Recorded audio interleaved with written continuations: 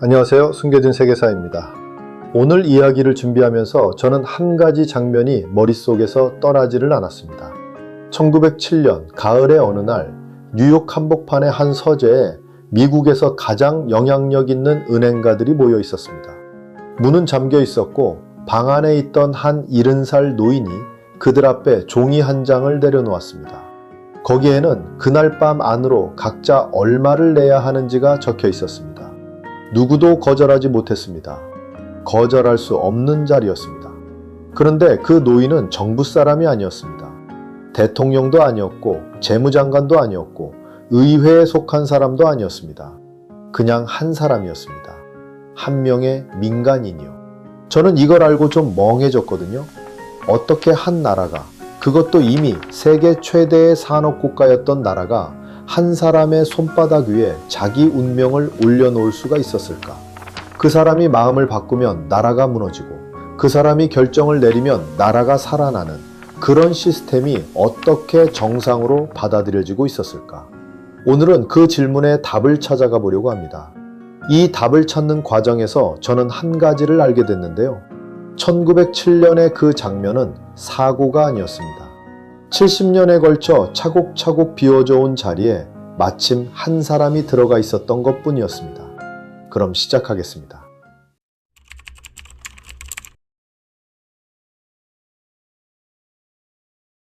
(1907년 10월 22일) 화요일이었습니다. 뉴욕 5번가와 34번가가 만나는 모퉁이. 니커보커 신탁회사 본점 앞에 사람들이 줄을 서기 시작한 건 아침 9시였습니다. 당시 니커보커는 미국에서 세 번째로 큰 신탁회사였습니다. 예금자 1만 8천 명, 자산 6천만 달러. 지금 가치로 환산하면 약 20억 달러. 뉴욕의 중상류층과 유럽계 이민자들이 평생 모은 돈을 맡긴 곳이었습니다. 신탁회사라는 것이 잠깐 설명이 필요합니다. 19세기 말 미국에는 일반 상업은행과는 별개로 신탁회사라는 것이 있었습니다. 원래 부유층의 유산 관리를 맡는 곳이었는데 시간이 지나면서 일반 예금까지 받기 시작했습니다. 그런데 결정적인 차이가 하나 있었습니다. 일반 은행보다 훨씬 적은 지급준비금만 보유해도 됐습니다. 규제가 느슨했고 그래서 더 공격적으로 투자했고 더 높은 이자를 줬습니다. 사람들이 몰려들 수밖에 없었습니다. 그 신탁회사 중 세 번째로 큰 곳 앞에 그날 아침부터 줄이 늘어선 것입니다. 처음에는 수십 명이었습니다. 정오가 되기 전에 수백 명으로 불었습니다. 신문 기자들이 달려왔고 경찰이 출동했고 줄은 5번가를 따라 한 블록을 넘어 두 블록까지 늘어졌습니다. 창구는 정신없이 돌아갔습니다. 한 사람이 통장을 내밀면 직원은 금고에서 현금을 꺼내 셌고 다음 사람이 들어왔습니다. 오전 내내 멈추지 않고 정오까지 인출된 금액이 800만 달러. 단 3시간 만이었습니다. 12시 정각 니커보커 신탁회사는 창구를 닫았습니다. 미국에서 세 번째로 큰 신탁회사가 단 하루 만에, 정확히는 단 3시간 만에 무너진 것입니다. 문이 닫히는 순간 줄에 서 있던 사람들이 무슨 표정을 지었는지 그날의 신문은 기록하고 있지 않습니다. 다만 분명한 것은 그들 대부분이 평생 모은 돈을 그 안에 두고 나왔다는 사실입니다. 그리고 그 돈을 다시 만질 수 있을지 아무도 알 수 없었다는 사실입니다. 그날 정오, 니커보커가 문을 닫은 순간 뉴욕 금융가에는 한 가지 사실이 분명해졌습니다. 이 나라를 구할 수 있는 사람은 정부에는 없었습니다. 대통령 시어도어 루스벨트는 그 시각 루이지애나의 늪지대에서 사냥을 하고 있었습니다. 재무부에는 위기를 막을 수단이 없었습니다. 그리고 미국에는 중앙은행이 없었습니다. 그렇습니다. 1907년의 미국에는 중앙은행이라는 것이 존재하지 않았습니다. 영국에는 영란은행이 있었습니다. 1694년에 만들어져 200년이 넘었습니다. 프랑스에는 프랑스은행이, 독일에는 라이히스방크가, 일본에는 일본은행이 있었습니다. 그런데 세계 최대의 산업국가로 떠오른 미국에는 중앙은행이 없었습니다. 위기가 터지면 시중은행에 자금을 공급해줄 최후의 대출자가 없었다는 뜻입니다. 뱅크런이 시작되면 그것을 멈출 공적인 손이 없었다는 뜻입니다. 그러면 누가 멈출 수 있었을까요? 답은 한 사람이었습니다. 뉴욕 메디슨가 219번지의 한 서재에 앉아있던 70살의 한 남자였습니다. 그의 이름은 존 피어폰트 모건. 사람들은 그를 JP 모건이라고 불렀습니다. 그날 오후 미국이라는 나라의 운명은 한 사인의 손바닥 위에 올라가게 됩니다. 정부도 아니고 의회도 아니고 어떤 공적 기구도 아닌 한 명의 은행가의 손바닥 위에. 그런데 어떻게 이런 일이 가능했을까요? 어떻게 세계 최대의 산업 국가가 한 명의 사인에게 자기 운명을 맡기는 상황까지 오게 된 걸까요? 그 질문에 답하려면 시계를 70년 전으로 돌려야 합니다. 미국이 자기 손으로 중앙은행을 2번이나 죽였던 그 이상한 역사로 말입니다. 시계를 1791년으로 돌려보겠습니다. 미국이 영국으로부터 독립한 지 15년이 지난 해였습니다. 초대 재무장관 알렉산더 해밀턴이 의회를 설득해 한 가지 기관을 만들었습니다. 이름은 제1미국은행, 미국 최초의 중앙은행이었습니다. 해밀턴의 논리는 단순했습니다. 신생국 미국이 살아남으려면 통화 시스템이 안정돼야 했고, 그러려면 정부의 자금을 관리하고 통화 발행을 조율할 중앙기관이 필요하다는 것이었습니다. 영국에는 영란은행이 있었고 그 시스템이 영국을 산업혁명의 선두로 밀어올리고 있었습니다. 해밀턴은 그 모델을 미국에 옮기고 싶었습니다. 그런데 반대가 만만치 않았습니다. 반대의 중심에는 토머스 제퍼슨이 있었습니다. 제퍼슨의 논리는 이랬습니다. 중앙은행은 동부 도시의 상인과 금융가들에게만 유리하고 남부의 농민과 서부의 개척민에게는 불리하다. 게다가 헌법 어디에도 연방정부가 은행을 세울 권한이 명시되어 있지 않다. 이것은 헌법 위반이다. 해밀턴 대 제퍼슨, 도시 대 농촌, 자본 대 토지. 미국 정치의 가장 오래된 균열선이 이때부터 시작됐습니다. 결국 제1미국은행은 20년 한시법으로 통과됐습니다. 1791년에 만들어져 1811년에 자동 소멸하는 구조였습니다. 그리고 1811년이 됐을 때 의회는 이 은행의 면허갱신을 부결시켰습니다. 미국 최초의 중앙은행은 그렇게 조용히 사라졌습니다. 그런데 5년 뒤 미국은 다시 중앙은행이 필요하다는 결론에 도달합니다. 1812년 영국과의 전쟁이 터졌고 중앙은행 없이 전쟁 비용을 감당하는 것이 얼마나 어려운지를 뼈저리게 경험한 것입니다. 1816년 제2미국은행이 설립됩니다. 역시 20년 한시법이었습니다. 이번에는 좀 다를 줄 알았습니다. 그런데 제2미국은행은 첫 번째보다 더 극적인 방식으로 죽음을 맞이합니다. 그 죽음을 집행한 사람의 이름은 앤드루 잭슨이었습니다. 1829년에 대통령이 된 앤드루 잭슨은 테네시 출신의 군인이었습니다. 서부 변경의 거친 개척민들이 그의 정치적 기반이었습니다. 그는 동부 금융가들을 본능적으로 혐오했습니다. 그리고 그 혐오의 정점에 제2미국은행이 있었습니다. 잭슨에게 제2미국은행은 단순한 금융기관이 아니었습니다. 그것은 동부 엘리트가 서부 농민들의 피땀을 빨아먹는 거대한 거머리였고 헌법을 우회한 권력의 집결지였고 민주주의의 적이었습니다. 그는 이 은행을 괴물이라고 불렀습니다. 영어로 The Monster. 그리고 1832년 제2미국은행의 면허갱신 법안이 의회를 통과해 잭슨의 책상 위에 올라왔을 때 그는 거부권을 행사합니다. 거부권 행사 메시지에서 잭슨은 이렇게 말했습니다. 소수의 부유층이 다수의 시민을 희생시켜 자신들의 이익을 챙기는 것을 정부가 방관해서는 안 된다. 표면적으로는 평등의 언어였습니다. 내용적으로는 미국이 100년 동안 중앙은행을 갖지 못하게 만든 사형 선고였습니다.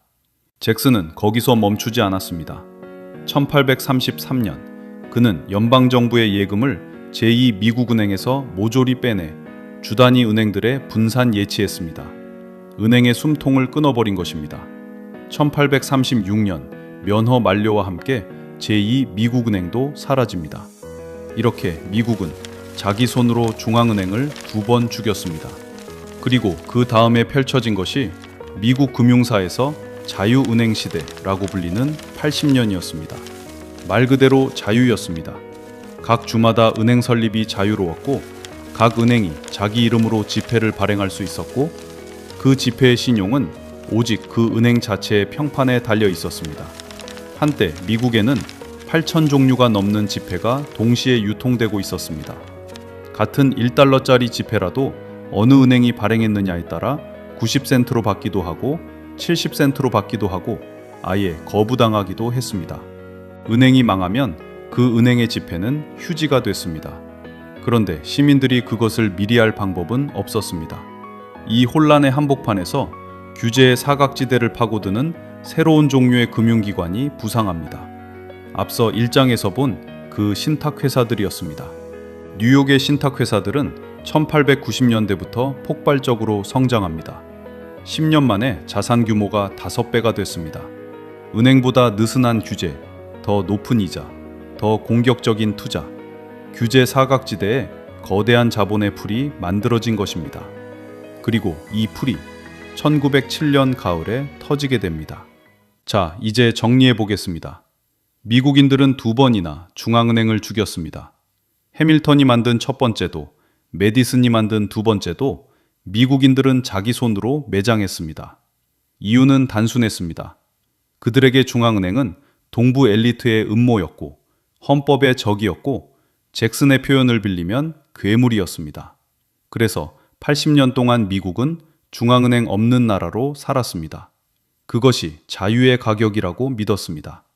그런데 자유에는 다른 가격도 따라옵니다. 그 가격을 1907년 가을에 치르게 된 것입니다. 미국인들은 중앙은행을 악마라고 믿었습니다. 그리고 그 믿음의 대가가 이제 5번가 한복판에서 청구되고 있었습니다. 니커보커 신탁회사가 단 3시간 만에 문을 닫은 그날의 진짜 방아쇠를 당긴 것은 사실 구리 한 줌이었습니다. 이야기는 1907년 10월 14일 월요일에 시작됩니다.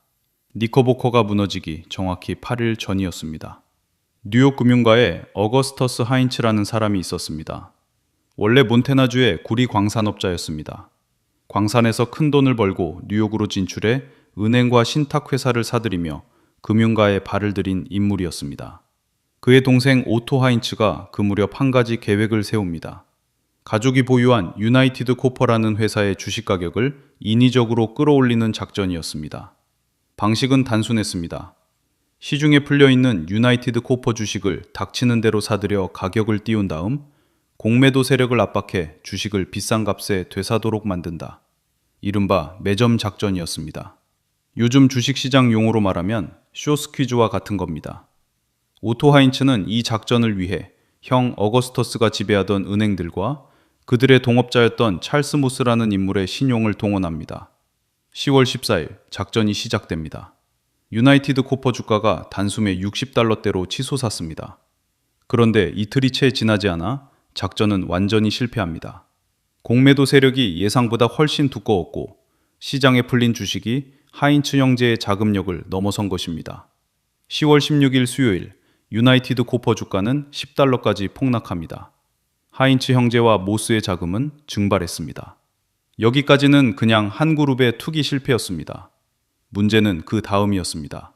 하인츠 가족과 모스가 지배하던 은행들로 시선이 옮겨가기 시작한 것입니다. 10월 17일 어거스터스 하인츠가 이사장으로 있던 머컨타일 내셔널 은행에서 뱅크런이 시작됐습니다. 같은 날 찰스 모스가 관련된 다른 은행들에서도 인출 사태가 벌어집니다. 뉴욕 어음교환소가 즉시 개입했습니다. 당시 뉴욕에는 중앙은행이 없었기 때문에 은행들끼리 자기들의 채권과 채무를 정리하기 위해 만든 민간 조직이 있었습니다. 그것이 어음교환소였습니다. 위기 때는 회원은행들의 자금을 빌려주거나 반대로 부실은행을 회원 자격에서 배제하는 결정도 내렸습니다. 어음교환소는 하인츠와 모스 본인들이 직책에서 물러나는 조건으로 그들의 은행에 자금을 지원하기로 합의합니다. 10월 19일 토요일까지 표면적으로는 위기가 봉합된 것처럼 보였습니다. 그런데 한 가지가 남아 있었습니다. 찰스 반이라는 인물이었습니다. 그는 니커보커 신탁회사의 사장이었습니다. 그리고 그는 찰스 모스와 사업적으로 친밀한 관계였습니다. 10월 21일 월요일 아침 한 신문이 이 관계를 보도합니다. 니커보커 신탁회사의 사장이 모스그룹과 연관돼 있다. 그 한 줄이 시장을 움직였습니다. 같은 날 오후 결정타가 떨어집니다. 내셔널 뱅크 오브 커머스가 니커보커의 어음교환 대행을 더 이상 하지 않겠다고 발표한 것입니다. 이게 무슨 뜻인지 풀어 설명하겠습니다. 당시 신탁회사는 어음교환소의 정식 회원이 아니었기 때문에 자기 수표를 결제하려면 정식 회원은행 한 곳에 대행을 맡겨야 했습니다. 니커보커는 그 대행을 내셔널 뱅크 오브 커머스에 맡기고 있었습니다.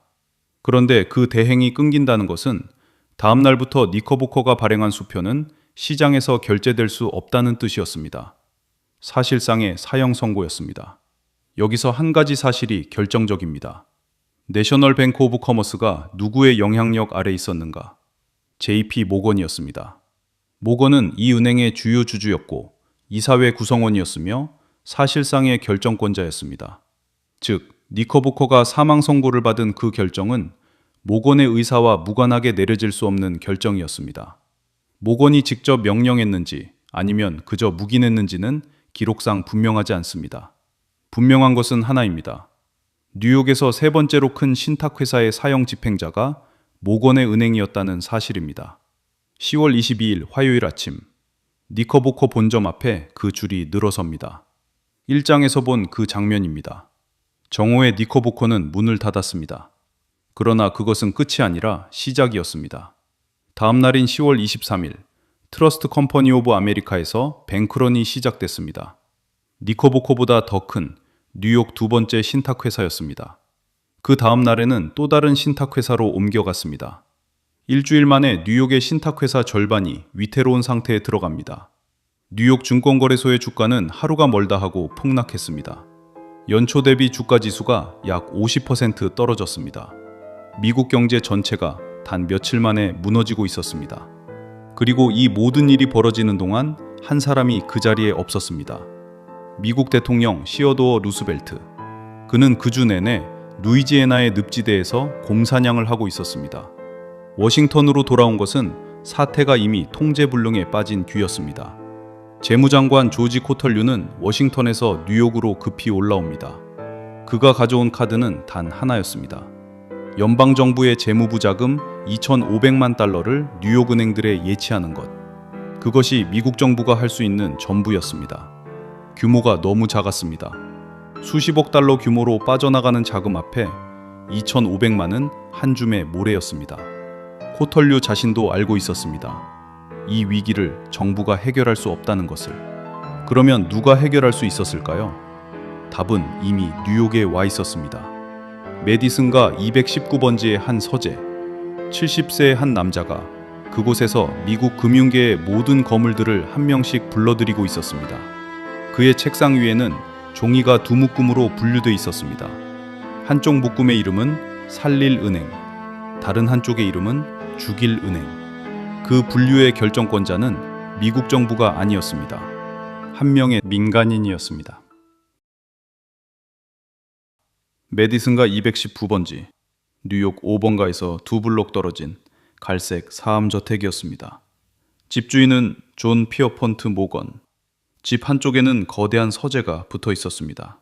1907년 10월 마지막 주, 미국의 모든 주요 은행가들이 이 서재로 한 명씩 불려 들어왔습니다. 워싱턴이 아니라 메디슨가 219번지로. 이것이 1907년 가을의 미국이었습니다. 서재에는 두 종류의 종이 묶음이 분류돼 있었습니다. 한쪽은 살릴 은행, 다른 한쪽은 죽일 은행. 분류의 기준은 모건 한 사람의 머릿속에 있었습니다. 그리고 그 기준은 단순한 재무 건전성이 아니었습니다. 3장 마지막에 24시간을 다시 떠올려 보겠습니다. 10월 21일 아침, 익명의 정보가 신문에 흘러나옵니다.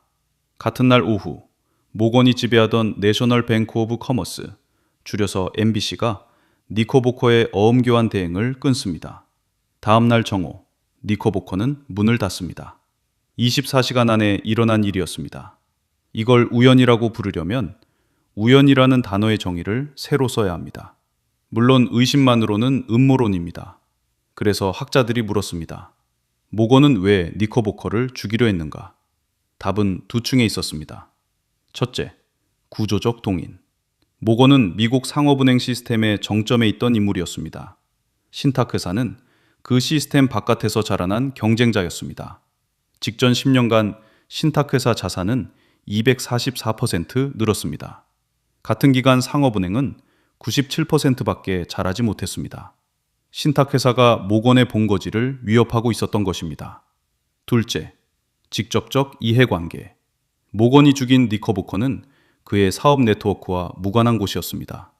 그러나 모건이 살린 트러스트 컴퍼니 오브 아메리카는 달랐습니다. 그 회사 이사들은 모건이 지배하던 철도와 산업회사들의 이사를 겸하고 있었습니다. 이것은 음모론이 아닙니다. 2012년 미국 전미경제연구국 MBER 컨퍼런스 논문이 사료로 도달한 결론입니다. 한 가지는 정직하게 짚어야 합니다. MBC가 어음교환 대행을 끄는 데에는 자기 보호의 측면도 있었습니다. 니코보코가 무너지면 MBC도 대행 자금을 회수할 수 없었기 때문입니다. 그러나 그 결정이 모건의 은행에서 모건의 이익과 정확히 일치하는 방향으로 내려졌다는 사실은 변하지 않습니다. 그래서 그 24시간은 우연이 아니었습니다. 한 은행가의 동인과 위기라는 기회가 만나 폭발한 사건이었습니다. 이제 그 다음 장면입니다. 10월 23일, 트러스트 컴퍼니 오브 아메리카에서 뱅크런이 시작됐습니다. 니커보커보다 더 큰 뉴욕 두 번째 신탁회사였습니다. 이번에는 모건의 결정이 달랐습니다. 그는 즉시 자금을 풀어 살리기로 했습니다. 같은 회계 검토, 다른 결론. 차이는 앞서 본 그것이었습니다. 그러나 진짜 클라이맥스는 다음 장면입니다. 10월 마지막 주, 위기는 증권시장으로 번지고 있었습니다. 뉴욕 증권거래소가 폐장 직전에 몰렸고 거래소장이 메디슨가 219번지로 달려와 모건에게 무릎을 꿇었습니다. 모건은 그 자리에서 2,500만 달러를 거래소에 투입하기로 결정합니다. 미국 정부 재무부가 동원한 금액과 같은 규모를 한 명의 민간인이 한 번의 회의로 결정한 것입니다. 11월 첫째 주, 마지막 카드가 펼쳐집니다. 무어 앤 슐리라는 증권회사가 무너지기 직전이었습니다. 이 회사는 테네시 석탄 철강, 통칭 TCNI의 주식을 담보로 대규모 자금을 빌리고 있었습니다. 무어 앤 슐리가 무너지면 TCNI 주식이 시장에 헐값으로 쏟아지고 충격은 전체로 번집니다.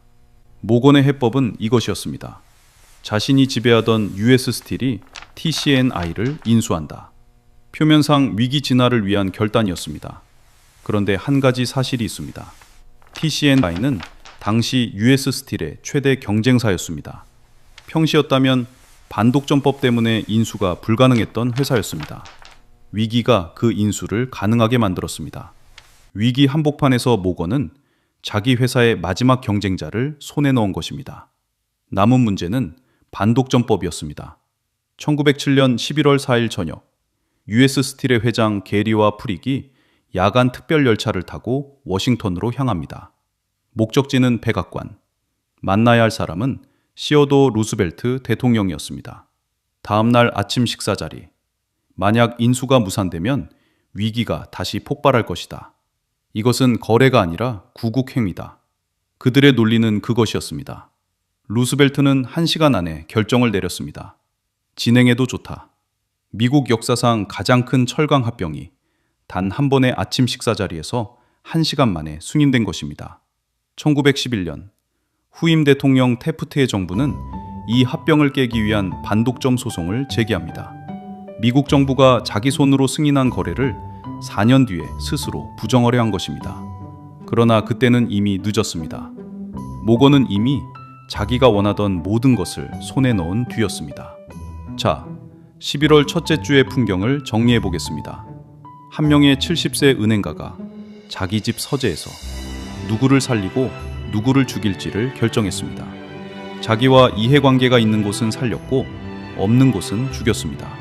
자기 회사의 최대 경쟁자를 위기 한복판에서 인수했습니다. 미국 대통령을 1시간 안에 설득해 그 인수를 합법화시켰습니다. 그래서 1907년의 가을을 미국이 모건에게 구원받은 가을이라고 부를 수 있을까요? 아니면 다르게 불러야 할까요? 모건이 미국을 인수한 가을이라고 말입니다. 1907년 12월, 위기는 가까스로 봉합됐습니다. 뉴욕의 은행들은 살아남았고 증권거래소는 다시 문을 열었고 신문들은 모건을 영웅이라고 불렀습니다. 70세의 한 은행가가 미국을 구했다고. 그러나 모두가 그렇게 부른 것은 아니었습니다. 위스콘신주 상원의원 로버트 라폴레트. 그는 같은 사건을 다른 이름으로 불렀습니다. 은행가들의 공황, 영어로 뱅커스 패닉. 라폴레트의 논리는 이것이었습니다. 이 위기는 일반 시민이 만든 위기가 아니다. 은행가들이 만든 위기다.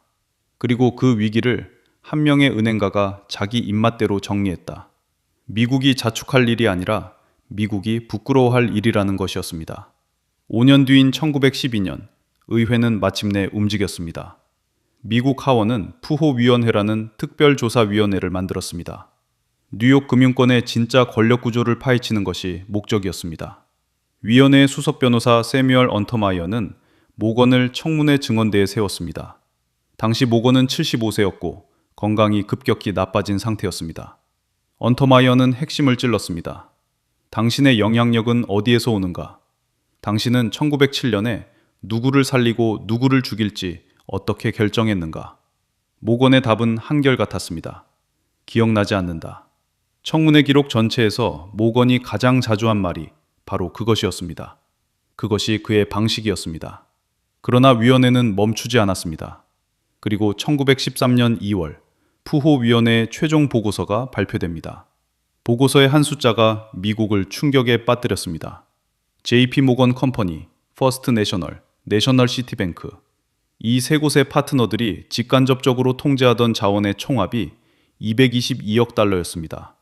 당시 가치로 미시시피강 서쪽 22개 주의 모든 재산을 합친 것과 같은 규모였습니다.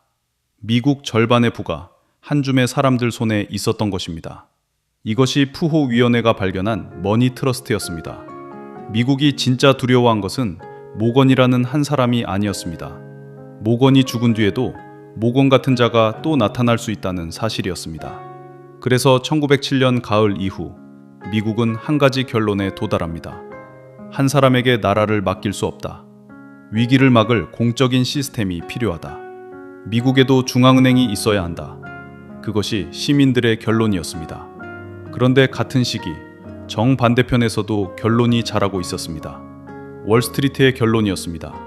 그들이 본 것은 이런 것이었습니다. 1907년 가을, 위기를 막기 위해 자기들 사재 수천만 달러를 털어넣어야 했다. 그것은 두 번 다시 하고 싶지 않은 경험이었습니다. 그래서 그들도 같은 결론에 도달합니다.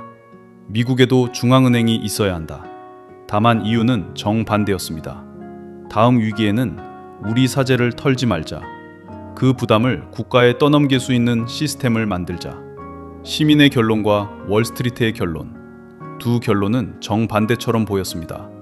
견제하려는 자와 견제받아야 할 자가 같은 답에 도달한 것입니다. 중앙은행. 그러나 정반대 동기에서 출발한 두 결론은 한 가지 질문 앞에서 갈라지게 돼 있었습니다. 그 중앙은행을 누가 설계할 것인가? 시민이 설계하면 그것은 견제 장치가 됩니다. 월스트리트가 설계하면 그것은 떠넘기기 장치가 됩니다. 같은 단어, 같은 결론. 그러나 정반대의 설계도. 1907년 가을이 미국에 남긴 진짜 유산은 중앙은행이라는 답이 아니었습니다. 그 답을 누가 쓰게 될 것인가? 라는 질문이었습니다. 그리고 그 질문의 답이 정해진 것은 1907년 공황으로부터 정확히 3년 뒤의 일이었습니다. 여기까지 보고 나면 처음에 제가 던졌던 질문에 답이 어느 정도 보이실 겁니다. 세계 최대의 산업국가가 어떻게 한 사람의 손바닥 위에 운명을 올려놓게 됐는가? 답은 그렇게 만들어 놓은 게 아니라 그렇게 비워놓았기 때문이라는 것이었습니다. 미국은 두 번이나 자기 손으로 중앙은행을 죽였고 그 빈자리를 JP 모건이라는 한 사람이 채우고 있었던 것이죠. 이번 편을 정리하면서 제가 가장 마음에 걸렸던 부분은 마지막 장면이었습니다. 위기를 막기 위해 사재를 털어야 했던 사람들과 그 사람들에게 운명을 맡겨야 했던 시민들이 정반대 동기에서 출발해서 똑같은 결론에 도달했다는 사실 말이에요. 둘 다 중앙은행이 필요하다고 말했습니다. 그런데 한쪽은 모건을 견제하고 싶었고 한쪽은 두담을 떠넘기고 싶었습니다. 같은 단어를 말하는데 마음속 그림은 정반대였던 것입니다. 다음 편에서는 그 두 그림 중 어느 쪽이 실제 설계도가 됐는지를 보게 됩니다. 1910년 11월의 어느 밤, 사냥 모자를 눌러쓴 6명의 남자가 조지아 해안의 한 외딴 섬으로 향합니다. 섬의 이름은 지킬섬. 그곳에서 9일 동안 그들은 오늘날 우리가 연준이라고 부르는 그 시스템을 설계하게 됩니다. 연준이 어떻게 태어났는지, 그리고 그 태어남의 방식이 100년이 지난 지금까지 어떤 그림자를 남기고 있는지 다음 편에서 이어가겠습니다. 오늘 영상은 여기까지입니다. 감사합니다.